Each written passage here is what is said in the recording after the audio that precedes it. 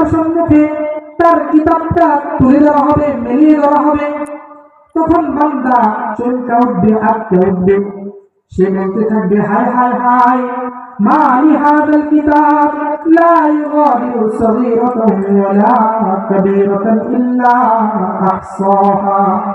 হায় হায়, এটা কেমন কিতাব, এখানে তো কোনো ছোট থেকে ছোট, বড় থেকে বড় বিষয় বাদ যায় নাই, সব কিছু লিখেছে। এটা কেমন কিতাব?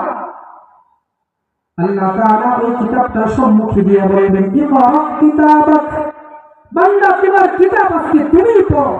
কাফা বিনাফসিকা আল-ইয়াওমা আলাইকা হাসিবা, তোমার কিতাব আজকে তুমি পড়ো, তোমার হিসাব দেওয়ার জন্য তুমিই যথেষ্ট। আজকে তোমার হিসাব অন্য কেউ দিবে না, আজকে তোমার হিসাব আমি দিয়ে দিব না, কিতাব পড়ো আর হিসাব দাও।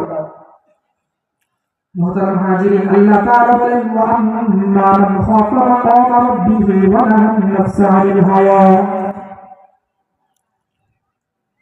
আল্লাহ তাআলা ওই কিতাবকে যখন আমার সম্মুখে পেশ করবেন, ওয়া আম্মা মান উতিয়া কিতাবাহু বিশিমালি, যখন এই কিতাবটা বাম হাতে আমাকে দেওয়া হবে, আল্লাহ, যখন এই কিতাবটা বাম হাতে আমাকে দেওয়া হবে, ফায়াকুলু ইয়া লাইতানি লাম উতা কিতাবিয়া, ওই গুনাহগার বান্দা বলতে থাকবে, যদি এই কিতাব আমাকে না দেওয়া হইতো, এই কিতাবটা যদি আমাকে না দেওয়া হইতো,